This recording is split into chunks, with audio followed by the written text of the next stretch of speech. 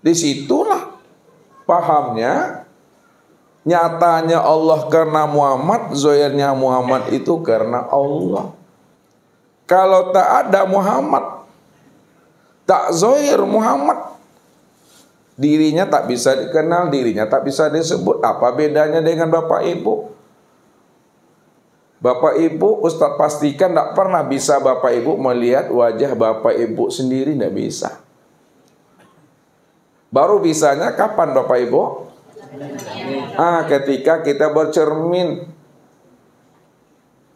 Cermin itulah tempat memandang wajahku. Cermin itulah tempat memandang diriku. Andai kata cermin tidak ada, Bapak Ibu berdiri kayak Ustaz begini, bisa Bapak Ibu mandang? Nggak bisa. Kenapa sebabnya Bapak Ibu tidak bisa memandang? Karena diri Bapak Ibu itu tiada. Diri Bapak Ibu itu batin, diri Bapak Ibu itu kosong. Diri yang tiada, diri yang kosong, diri yang hampa, diri yang batin itu adalah dirinya aku. Ketika aku dalam keadaan batin, aku tak bisa melihat siapa aku sebenarnya. Karena aku dalam keadaan batin. Aku dalam keadaan kosong. Aku dalam keadaan hampa. Aku dalam ketiadaan. Walaupun aku mengatakan diriku ini batin, kosong, hampa, ketiadaan, bukan berarti aku tidak ada. Ada, namun belum bisa dikenal. Ada, belum bisa dilihat Bapak Ibu. Karena aku belum bertajalli. Aku belum bercermin. Baru aku bisa melihat diriku ketika aku telah mentajalikan diriku dari diriku sendiri. Disitulah letaknya Ustadz katakan Allah melihat dirinya di luar dirinya. Di luar dirinya itu yang dikatakan namanya cermin untuk memandang dirinya. Cermin untuk memandang dirinya itu yang disebut namanya dengan Nur Muhammad. Nur Muhammad inilah cermin untuk memandang diriku. Sekarang Nur Muhammad itu sudah menjadi sekalian alam. Sekalian alam, ini namanya Nur Muhammad. Kalaulah sekalian alam itu adalah Nur Muhammad, maka sekalian alam inilah cermin untuk memandang Allah. Cermin untuk memandang wujudnya Allah. Yang disebut namanya mir'atillah. Cermin Allah. Kalaulah alam ini cermin Allah, tempat memandang diri Allah, ketika Allah yang bercermin, lalu siapa yang nampak di dalam cermin itu? Siapa nampak Bapak Ibu? Yang nampak Allah. Kenapa yang nampak Allah? Karena Allah cuma yang bercermin. Apa bedanya Bapak Ibu sebelum Bapak Ibu ke majelis? Nampak tak diri Ustadz di dalam cermin ketika Bapak Ibu bercermin tuh? Di siapa yang nampak? Diri Bapak Ibu yang nampak. Karena diri Bapak Ibu yang bercermin. Sekarang Allah cuma yang ada. Allah cuma yang wujud. Kalau Allah cuma yang ada, Allah cuma yang wujud, maka dialah bercermin untuk melihat akan dirinya. Kalau dia yang bercermin untuk melihat dirinya, maka yang nampak, yang bersobok di dalam cermin itu diri siapa tuh? Diri Allah. Maka cermin Allah itu yang disebut nama Nur Muhammad. Atau bahasa lainnya, Nur Muhammad itu bayang-bayangku. Akulah wujud bayang-bayang tuh. Itu bahasa perumpamaan namanya Bapak Ibu. Bahasa kias. bahasa bersayap namanya kalau orang Minang tuh mak. Nur Muhammad tuh bayang-bayangku, akulah wujud bayang-bayang. Itulah yang dikatakan bahwa Muhammad itu adalah tempat memandang akan wujudku. Nah, jadi Bapak Ibu jangan dicari juga lagi Nur Muhammad. Terbayang pula nur, kalau udah nur tuh cahaya kan? Maksud nur ini, ini mesti paham maksudnya. Maksud nur ini artinya terang maksudnya. Tuh, ya. Jadi jangan diartikan nur itu cahaya. Dipahami maksudnya. Ya sama Bapak Ibu rumah makan. Bagaimana Bapak Ibu memahami rumah makan? Ada rumah yang makan? Rumah sakit? Ada rumah sakit? Enggak. Tak perlu itu diterjemahkan Bapak Ibu. Ya. Kalau diterjemahkan nanti beda pula pemahamannya. Nyiur malambai-lambai, ada nyiur malambai ini ya. Cukup dipahami. Jadi maknanya nur itu adalah terang. Makna terang itu jelas. Itu maksudnya. Jadi nur itu terang, terang itu jelas. Yang jelas itu nyata Bapak Ibu. Kalau nak nyata tidak jelas dah tuh. Kalau tidak jelas itu tidak terang namanya tuh. Kalau tidak terang tidak nur dah tuh. Yang dikatakan nur itu terang, yang disebut terang itu jelas, yang dikatakan jelas itu nyata, yang dikatakan nyata itu wujud. Wujud.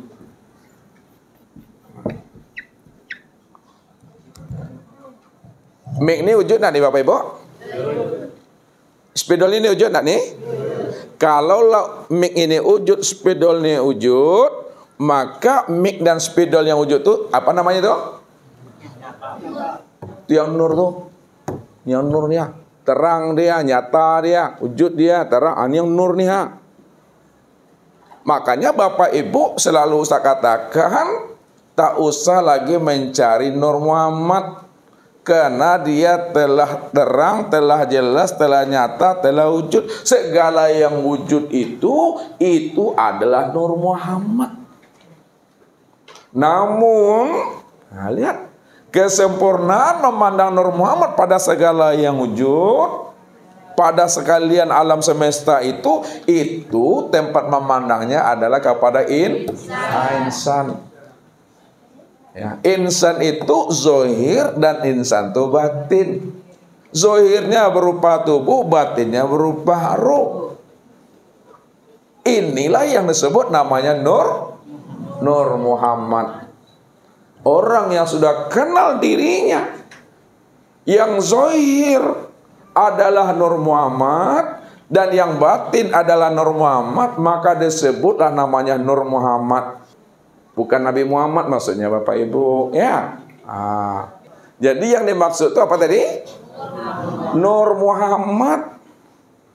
Nur Muhammad nih. Ini orangnya Nur Muhammad nih. Tuh.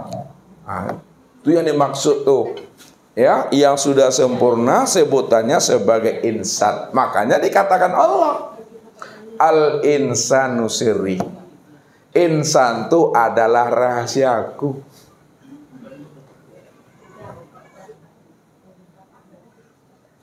Insan itu wujudku. Tuh mama itu maknanya tuh. Karena Nur Muhammad tempat memandang wujud Allah. Insan itu yang wujudku. Wujudku bahasa kiasnya itu yang Muhammad tuh.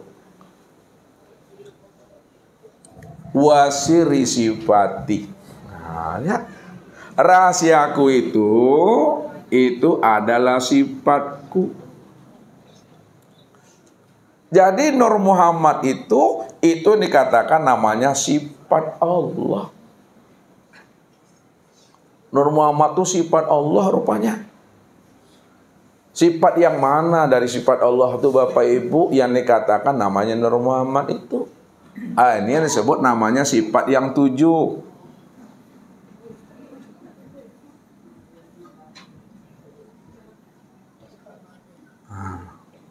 Sifat yang 7. Sifat yang 7 pertama apa? Nah, sama, basar, kalam, ilmu, qudrat, iradat, hayat. Sama. Sama itu artinya mendengar. Itu artinya kalau maknanya yang mendengar. Siapa yang mendengar tuh? Yang mendengar tuh Allah. Basar apa artinya? Melihat. Maknanya yang melihat. Siapa yang melihat tuh? Yang melihat itu Allah. Kalam apa artinya? Maknanya yang berkata itu siapa yang berkata? Allah. Ilmu yang mengetahui. Siapa yang mengetahui? Allah. Qudrat, kuasa. Siapa yang kuasa? Allah. Iradah, mengenal. Siapa yang berkehendak? Allah. Hayat, siapa yang hidup? Maka sama, basar, kalam, ilmu, qudrat, iradat, dan hayat, ya. Ini yang disebut namanya tadi dengan Muhammad.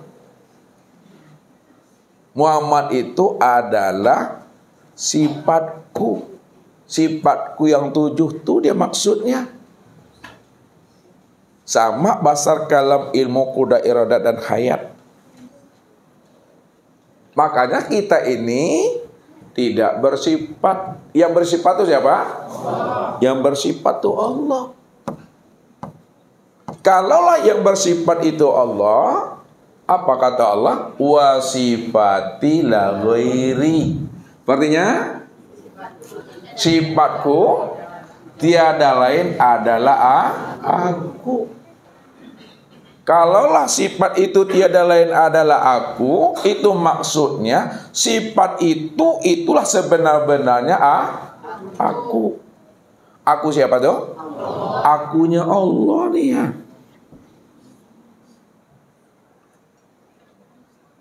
Kalaulah itu maksudnya akunya Allah, maka yang menjadi kesimpulannya bahwa insan itu sebenar-benarnya adalah Allah itu. Itu dia. Bagaimana Bapak Ibu memahaminya itu bahwa insan itu yang sebenar-benarnya Allah. Turun ke bawah, insan itu tiada lain adalah aku. Lihat maminya Bapak Ibu. Ya. Sinilah ya, insan. Kita gunakan insan ini dalam bahasa ma'rifat.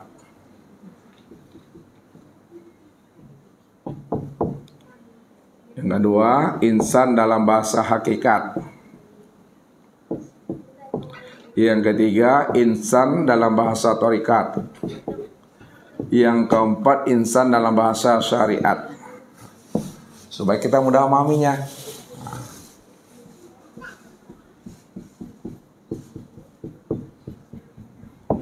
Kita ambil dulu dari bawah. Dari bawah itu dalam bahasa tauhidnya apa? Dari bawah ke atas apa namanya Bapak Ibu?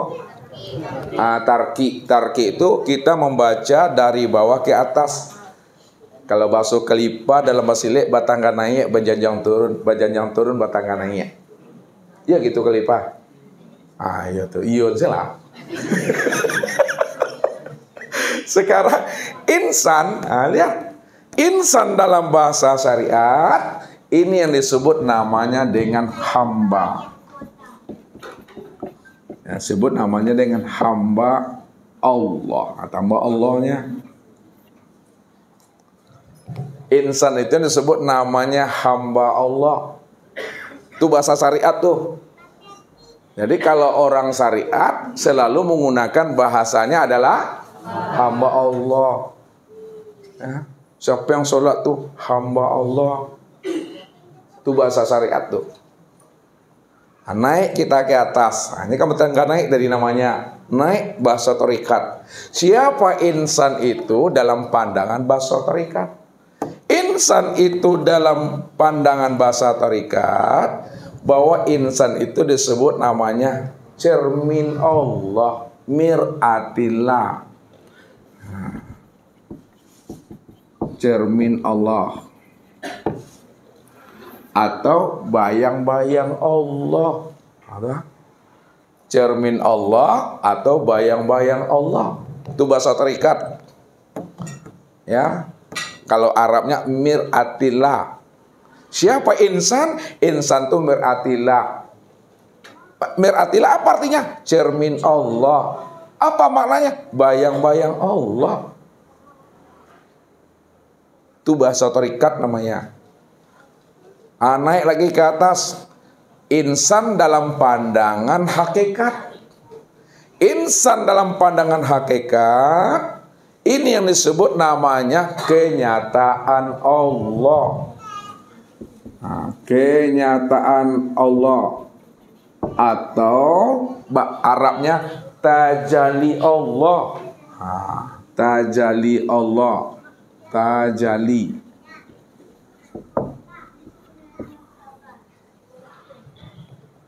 Makanya dikatakan al-insan tajaliyatillah. Insan itu tajalli Allah.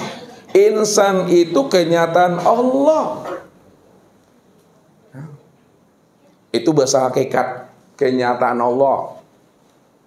Bahasa yang gak tegas sedikit, insan itu wujud Allah. Itu bahasa hakikat tuh. Kita naikkan lagi, insan kita baca dalam pandangan ma'rifat. Insan itu Allah. Pasti gampang tuh. Gampang aku, mengerti aku. Itu yang dikatakan. Al-insanu siri wa nasiruhu. Allahu siri wa nasiruhu. Insan itu rahasiaku dan akulah rahasianya. Kalaulah insan itu rahasia aku dan akulah rahasianya, insan itu Allah, insan itu aku. Bapak Ibu tinggal memakai kalimat dan bahasanya, duduk makomnya di mana mau Bapak Ibu baca. Kalau Bapak Ibu ngomong dengan orang yang duduk di ahli syariat, Bapak gunakan, Ibu gunakan insan itu dengan bahasa ma'rifat. Terkejut aku. Kaget aku. Fir'aun 2023. Itu yang mesti dipahami. Makanya Nabi katakan khatibun nas ala khadri kulihim. Sampaikanlah rahasia insan itu sesuai dengan makomnya. Kalau makomnya itu di makrifat duduknya, sebut aja lah insan itu Allah. Aturun seketek, insan itu tiada lain Allah. Itulah besamar tuh. Kalau orang makrifat Bapak sampaikan kaji seperti itu, udah sama Bapak Ibu memberikan emas berkilo-kilo tuh Bapak Ibu. Lah berkilo-kilo lagi kan namanya itu. Tapi kalau orang duduk di syariat diberikan kalimat itu, ame dia tapi bahasa serak sing itu mah. Kalau sewai kawan rumah, lah kan naik kok. Padahal yang kita sebut dalam bahasa ma'rifat Allah itu sebenarnya tiada lain dalam bahasa syariat itu adalah hamba Allah yang dalam pandangan dia. Jadi cara memahaminya disesuaikan dengan makomnya. Kalau orang itu orang syariat Bapak Ibu, ngomonglah dengan bahasa syariat, baru matching Bapak Ibu. Pandai lo Ustaz mah. Kalau orang itu orang hakikat, gunakan bahasa hakikat. Baru masuk bahasa buknya batamuru hidup bukunya itu mah. Ya, jadi kalau orang hakikat berjumpa dengan orang hakikat, gunakanlah bahasa hakikat. Ala batamuru hidup buku nama mak, la batamu be di penyakit nama. Kalau kita tidak tepat pemakaian kata, tidak tepat kata yang kita ambil dan kita gunakan, maka ini akan menimbulkan sesuatu kerancuan dia nanti pada orang yang menyimak, pada orang yang mendengarnya. Jadi disesuaikan dengan situasi dan kondisinya. Ya. Itu maksudnya orang yang arif dan bijak. Jangan kita paksakan orang mesti mengikuti pemahaman kita. Kita yang masuk ke dalam pemahaman dia. Dari dalam kita menariknya.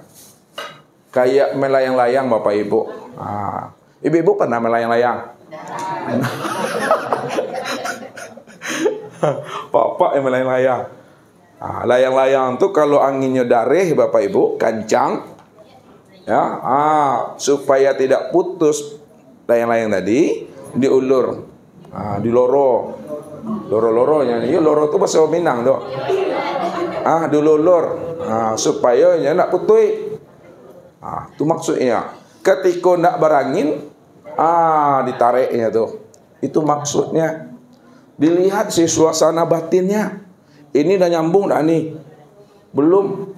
Kalau belum nyambung, jangan dipaksakan dia. Inilah yang rahasia Nabi.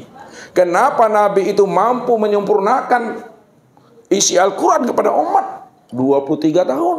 Tentang apa yang diajarkan Nabi? Tentang akidah, apalagi ibadah dan akhlak.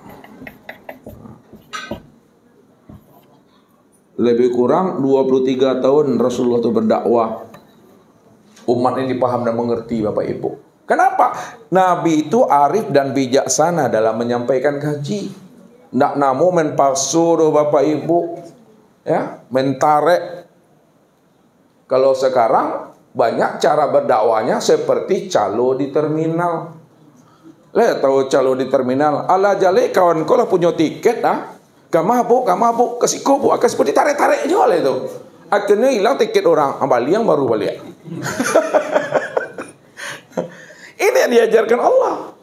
Ud'u ila sabili rabbika bil hikmah wal mau'izatil hasanah wajadilhum billati hiya ahsan. Serulah kepada Rabbmu, ya, umat ini, orang yang kamu cintai, orang yang kamu kasihi. Ajak mereka itu kepada jalan Allah. Suruh mereka itu berakidah, beribadah, berakhlak. Dengan cara apa? Bil hikmah. Itu dia. Bil hikmah itu sama mengambil rambut dalam tepung. Rambut tak putus, tepungnya tidak berserakan. Seruan kita masuk, dakwaan kita masuk, ajaran kita masuk, nasihat kita masuk, tapi mereka tidak pernah tersinggung dan tersindir. Dengan arif bijaksana, gunakanlah bahasa yang tepat. Gunakan bahasa yang sesuai dengan akal pikirnya. Yang kedua, wal mau'izatil hasanah. Dengan cara pengajaran yang baik, ya, pengajaran yang lunak, yang lembut, yang bersahaja, yang menyentuh batin. Sentuhlah batin mereka itu dengan batin di sini. Karena dia punya hati, kita juga punya hati. Dia punya rasa, kita juga punya rasa. Sambungkan rasa yang ada pada diri kita ini kepada rasanya. Dengan rasa. Mau iso pengajar yang tepat. Yang mudah dipahami, yang mudah dimengerti oleh mereka. Sehingga apa? Mereka mendengarkan kalam-kalam kita tentang ilmu tauhid, tidak bertambah ubannya Bapak Ibu. Tidak panjang-panjang lalek lah. Tapi kalau tidak disesuaikan dengan makamnya, bisa itu lari malam itu mah, mengecek sepanjang jalan itu mah. Tidak abil itu dengan diri itu, colete-colete sih itu. Mesti mau izotil hasanah. Yang ketiga, sampaikanlah akidah ibadah dan akhlak itu dengan mujadalah wajadilhum billati hiya ahsan. Itu dengan cara berdiskusi, dengan cara bermuzakarah, dengan cara berdialog. Ini orang ini bisa nak diajak diskusi ini, bisa nak diajak bermuzakarah ini, bisa nak diajak ini bermuzakarah ini. Lihat makomnya. Ini ulama nih, ini kiai ini labai ini ongku nih. Ini dengan cara bermujadalah, saling isi mengisi, saling asah mengasah di situ. Ini anak SD nih, ini anak SMP tidak bisa mujadalah nih. Ini dengan jalan hikmah nih. Ini dengan jalan mau'izoh nih. Bisa Bapak Ibu pilih dari 3 cara. Cara Nabi berdakwah boleh diramu ketiga-tiganya. Nah, kalau kita setiap malam ketiga-tiganya metode itu kita pakai. Ya kan? Ada yang anak-anak, ada yang remaja, ada yang setengah tua, ada yang tua, ada yang dah uzur. Ambil bagian masing-masing. Ya, ambil bagian masing-masing. Artinya mana yang mudah dipahami, tangkuk di situ. Pahami di situ, tanam ke sekolah, tanam ke dalam niha. Aja lari-lari Bapak Ibu tuh. Itu maksudnya. Makanya insan itu secara panggilan syariatnya hamba Allah. Insan itu dalam panggilan torikatnya cermin Allah atau bayang-bayang Allah. Insan itu dalam panggilan hakikatnya kenyataan Allah, tajalli Allah, wujud Allah. Insan itu dalam panggilan bahasa makrifatnya ya Allah. Inilah panggilan kesempurnaan untuk memandang insan. Barulah basobok. Nah, kan itu bajumpo basobok boleh ya. Al insan siri wasiri sifati wasifati la ghairi. Insan itu rahasiaku sifatku tiada lain aku. Itu maksudnya insan itu sebenar-benarnya ya aku.